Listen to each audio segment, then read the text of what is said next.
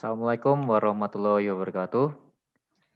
Kami dari kelompok 2 akan mempresentasikan tentang ilmu integrasi nilai keislaman pada bidang ilmu yang ditekuni. Yang disusun oleh kelompok 2 yang memiliki anggota yang pertama Mas Asroful Amin Dea Anggraini, Dina Febriana, Atia Mutiara Denasvi, saya sendiri Eri Harinanto, Ervina Norvita, Fatimah Mufida Azhara, Azmil Arik, Dahlia Fatiyati Utami, Khairullah Abasa, Dini Aminarti Rajab. Sebelum langsung ke integrasinya, kami akan menjelaskan pertama pengertian nilai-nilai Islam yang berhubungan dengan integrasi Islam kepada bidang masing-masing. Nilai-nilai keislaman adalah bagian dari nilai-nilai material yang terwujud dalam kenyataan pengalaman rohani dan jasmani. Nilai-nilai keislaman merupakan tingkat integritas kepribadian yang mencapai tingkat budi. Nilai Islam sebagai nilai yang tertinggi di antara nilai yang lain tentunya mengundang unsur yang lebih, yakni menyangkut unsur lahir dan batin makhluk yang mana ini bertugas mengatur dan menjaga makhluk agar berjalan tetap pada orbitnya. Dalam artian tidak keluar dari koridor fitrah manusia.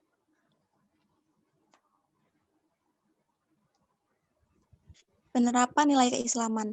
Yang pertama, nilai akidah, yaitu keimanan yang merupakan landasan bagi setiap muslim. 2. Nilai syariah, sumber paduan yang diberikan oleh Allah Subhanahu wa taala berdasarkan Al-Qur'an. 3. Nilai akhlak, perilaku setiap muslim yang menggambarkan pemahamannya terhadap agama Islam. 4. Kesimpulan, pelajaran yang dapat diambil dari materi ini. Nilai akidah. Akidah secara etimologis berarti terikat atau perjanjian yang teguh dan kuat tertanam dalam hati yang paling dalam. Secara etimologis berarti credo atau creed, yaitu keyakinan hidup dalam arti khas, yaitu pengingkaran yang bertolak dari hati.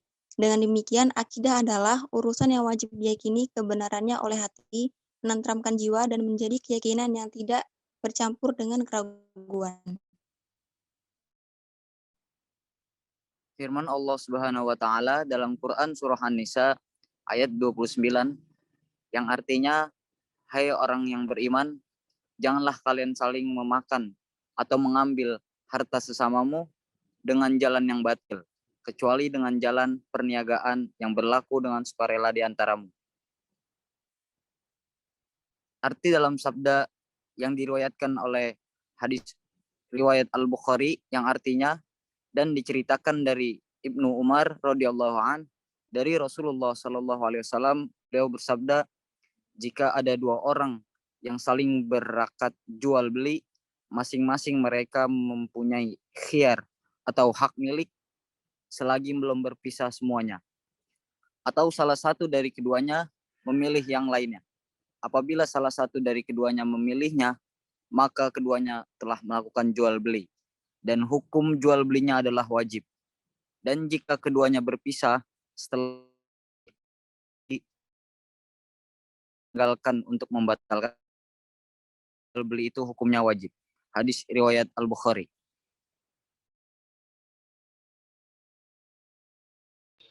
Nilai syariah.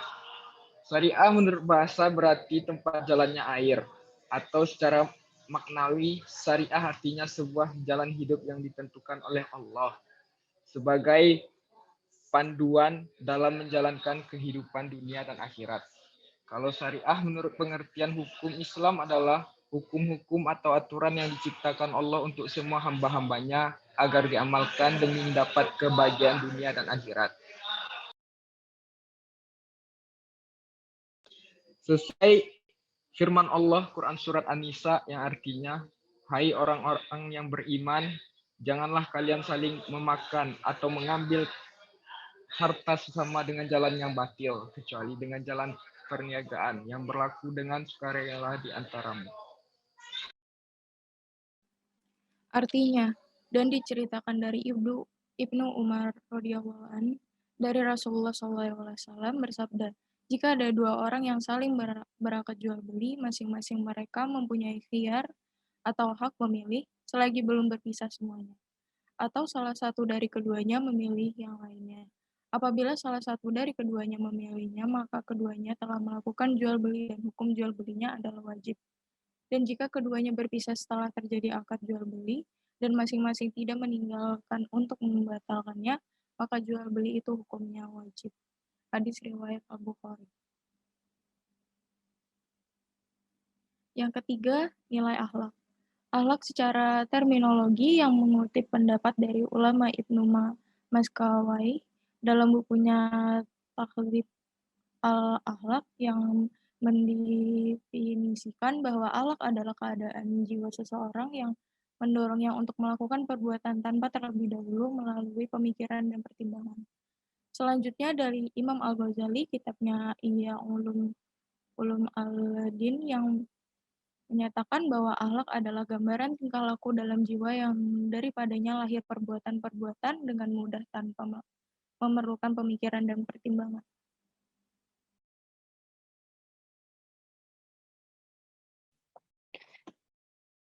Yang berarti, hai hamba-hamba yang ku beriman, bertakwalah kepada Tuhanmu, orang-orang yang berbuat baik di dunia ini memperoleh kebaikan.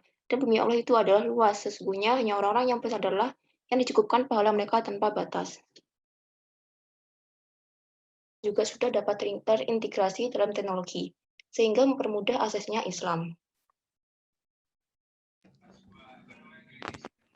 Al-Quran digital.